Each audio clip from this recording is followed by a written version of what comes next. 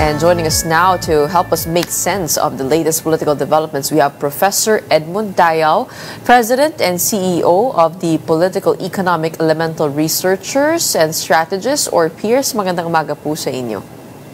Magandang umaga, Gretchen. Magandang umaga sa mga taga-panood. Ang dami po nangyari itong linggo. Nagsimula po tayo doon sa 3-day, turn 2-day INC protest and a threat of destabilization. Do you think there was a real threat from either the INC or elements in the military, and have those already been calmed down?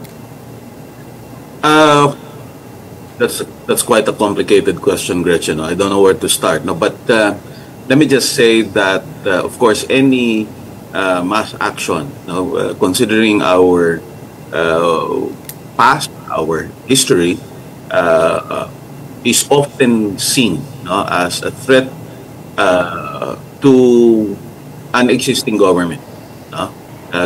Again, whether we like it or not, even if the INC has categorically mentioned that their planned the 2-day rally, and even during the 2-day rally that they had, it was palpable, it was quite obvious that they even rejected marchers, bring with them streamers or placards saying Marcos resign. Still, there are some elements within the religious organization that has been actively, really calling for the resignation of the president. At hindi ito bago, Gretchen. If I may emphasize, and I've been saying this a number of times, as early as October of 2024, if I'm not mistaken. In other words, way before the midterm elections, ang dami ng ganyang mga call for resignation, ang dami ng pangungutya, at ang dami ng was this a push for the AFP to withdraw support. Again, this gives you an idea really of what they want to happen, because it follows the same formula that happened in both EDSAs 1 and 2. Ang hindi lang nakikita nung mga gustong magpatalsik sa Pangulo, ibang-iba yung sitwasyon kasi ngayon, Gretchen. Nung nangyari yung dalawang EDSA, iisa lang ang organisasyon na armado sa atin, yung AFP, kasama ang kapulisan niyan, kasi Integrated National Police pa noon So kapag nakuha mo ang AFP na mag-withdraw ng support, yun na yun. Wala ka nang iisipin pang ibang grupo na kailangan mong makuha ang suporta.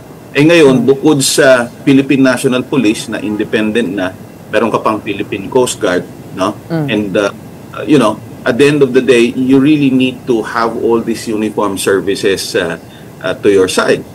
Not to mention, of course, that again, natuto naman na siguro tayo, Gretchen, doon sa unang dalawang EDSA, at nakita na natin kung anong nagiging epekto nito sa atin. At talagang ang lumalabas, medyo magulo lang. Gulo lang ang gustong mangyari nitong gusto magpatalsik sa Pangulo. At sa parte naman ng Pangulo, siguro pwede na lang nating sabihin, parang nung panahon ng dating Pangulong GMA, na maswerte siya at ang pangalawang Pangulo ay hindi katanggap-tanggap sa karamihan sa atin. Albeit, of course, ang daming mga batiko sa akin sa social media at sinasabi na bias and so on and so on. Actually, I'm really biased in favor of a sitting president. Not so much because he is a Marcos or what have you. I've a number of times I've been interviewed also during the time of Duterte, and I've been trying to explain the pivot to China and so on and so forth. But at the end of the day, we are a constitutional state. So unless, of course, that we want to do away with the Constitution and anarchy na lang, away-away na lang tayo, itanggalin na lang natin. Kasi natuto na nga tayo doon sa dalawang EDSA. Might as well see through the ongoing process to finish and then move on from there. Even though we are already seeing how flawed our democratic system is and how corruption is deeply entrenched, you still feel the same way. And we're dealing with the top two officials of the land, both embroiled in corruption issues. How do you think public dissatisfaction could be arrested here? Given kitang-kita naman ho, no, in all levels of the government, from the executive to the legislative, to the departments, may corruption po. You still believe that we should keep with the current system? Ang daming puntos dyan, Gretchen. Okay, pagpalagay mo na okay, kitang-kita na natin, talagang garapalan na.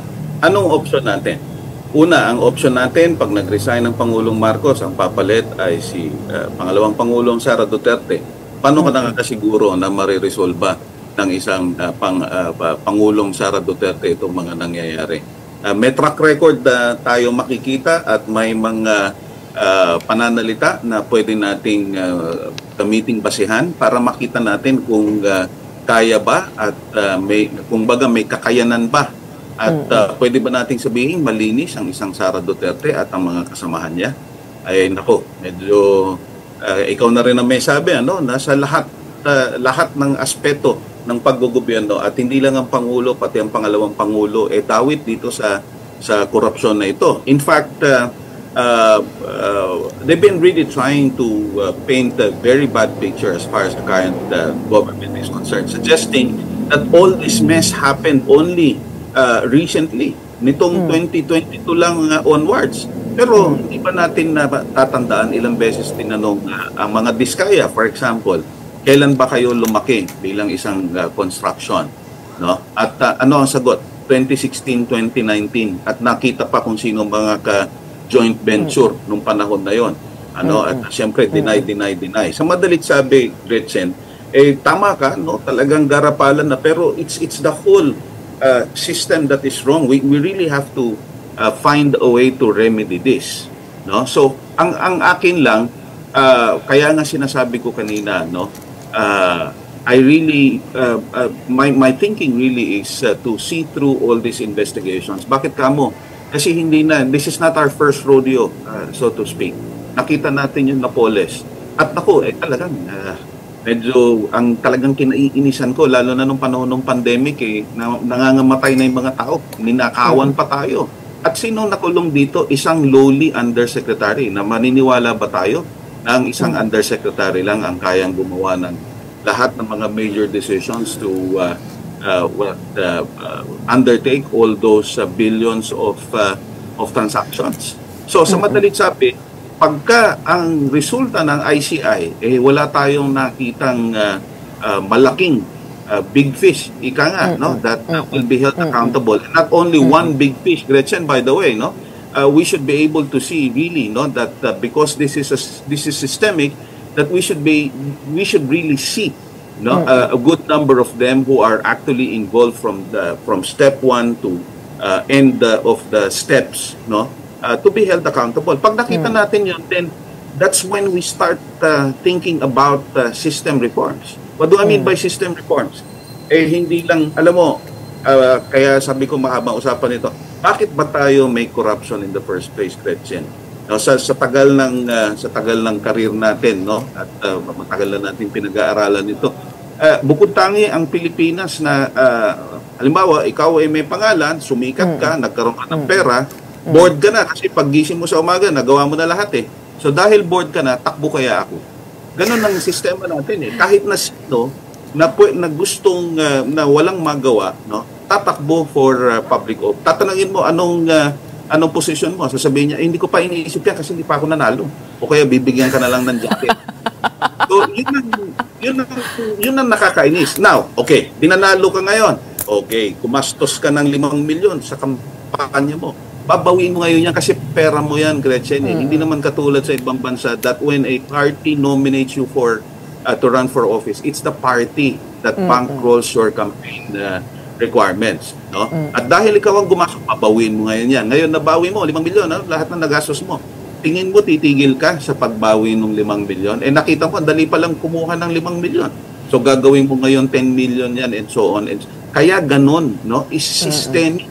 Kailangan natin baguhin yung political setup. At huling-huli, yung tungkol sa DPWH. At itong napakalaking katanungan sa akin ito. Alam mo, kaya napakahirap patunayan kung sino ang may sala dito. Kasi katulad nung nagsasabing safe na siya, no? Kasi ang dali-dali niyang sabihin na hindi naman ako tumanggap ng pera dahil meron ng third party palagi, merong bagman. At bakit bagman? Kasi ang malaking tanong dito, bakit pinapayagan ng DPWH na babayaran yung mga kontratista nila ng cold cash? Parang, alam mo yun, parang nasa Middle Ages pa yata na babayaran mo ang kontratista, hindi ba pwedeng cheque yan? Hindi ba pwedeng bank transfer yan? Bakit ko sinasabi yun? At ito'y ginagawa naman sa ibang ahensya. And I know this because I've been consulting in government for so many years already. And often I'm paid via check or it's deposited in my bank account. And with that practice, meron kang paper trail, Gretchen. Bakit bukod tangi itong DPWH, no, babayaran si kontratista, withdrawin in cold cash, ilalagay sa maleta, whether totoong maleta yan o hindi, no? At ibibigay doon sa kontratista. Hindi dapat ganon. Kaya kaya mahirap mong patunayan kasi nga madaling i-deny nung tumanggap na hindi naman ako tumanggap Dahil lang tumanggap yung nagtitinda lang ng balot diyan sa kanto. So ibig sabihin dapat na lang, hindi na pumayag na cash-ang i-disburse when it comes to infrastructure projects para po natitrace lahat. In all government transactions, Gretchen. Kaya nga, nagtatanong lang ako. Usually po kasi pagka, weird for DPWH to be allowed to do that. Mga construction worker po kasi, madalas kaliwaan po yan mga arawan. Diba? Yung construction worker, syempre, ang magbabayad yan yung kontratista What I'm saying halimbawa, ikaw ang gobyerno, ako ang kontratista, ako ang kumanong kalye. Hindi mo ko babayaran in cold cash. Ang dami na ng paraan ngayon, may GCash na and everything. So kahit nga sa trabahador, pwede mong bayaran ng fund transfer. So given what you've mentioned, malaki po nakasalalay dito po sa Office of the Ombudsman, pati na rin sa ICI at pati na rin sa DOJ. And kahit si PBBM na ang naglabas ng statement just this morning saying na lahat ng impormasyon related to the House Speaker at kay Zaldico i-refer sa Office of the Ombudsman and we will go where the evidence leads. Did he make the right move there? Well, I suppose the President is just keeping his promise that he will keep the public updated as what's happening. And so far, this is the update. And again, if I may remind the listening public, even Mayor Baguio Mayor Benji Magalong, who I suppose still enjoys public trust and confidence, even when he was resigned already as a member of ICI, he was asked kung sa tingin niya okay naman yung proceedings ng ICI at sa pagkakaintindi ko, tumutulong pa din siya in some capacity in the investigation. At ang sagot niya is maayos ang proseso ng ICI. Of course, I wouldn't be able to say really kung maayos o hindi. I mean, one has to be within or one should take part in the process to actually see if it's above board or not. No, but the fact that a public figure like Benji Magalong saying na mukhang okay naman, I'm inclined to think that we can at the very least give them the benefit of the doubt. So titingnan natin talaga kung ano ang magiging end game nito, ano magiging resulta. And pero kayo po ba ay naniniwala na, I mean, you already mentioned kanina isang USEC in the past cases kung bakit siya lang hindi kaya alam ng mga principal niya, in the same way that people close to the president have been linked to this, the ES having been asked to leave the office. The Budget Secretary, we have also si Yusek Bersamin, Tragiv Olayvar, and all those names, people around the President. Could he not have known? What is your take on that? You know, again, going back to the kind of system that we have, if it's even a system, it's very easy, really, no, for a president to, pwede na sabihin na lang natin ng mas malinaw, no, pwede siyang madaling maisahan ang Pangulo. At sa totoo lang, yung sinasabi nila na inutil ang Pangulong Marcos kasi naiisahan siya, kung totoo man ito, sa palagay ba ninyo, hindi naisahan ang dating Pangulong Duterte at ang mga nauna pang Pangulo? Kasi nga, sa lawak, you know, we've created a setup where the President is supposed to be all-knowing, no, and all capable, no. Walang yung support system is really very limited, no. Kaya nga masyadong dependent sa kung sinong kilala ng Pangulo para i-appoint yung mga taong kailangan niya. So kahit na hindi qualified, madalas na-appoint. Now, having said that, hindi naman imposible na involved siya. Bakit hindi? Pero kung ikaw ang Pangulo, at sa tingin ko, no, hindi naman tanga ang Pangulo, no, sa umpisa pa lang ilalagay ko na yung mga insertion. In other words, napakadaling gumawa ng kalokohan kung talagang ikaw mismo. So, hindi po kayo naniniwala dun sa assertions ni Zaldico?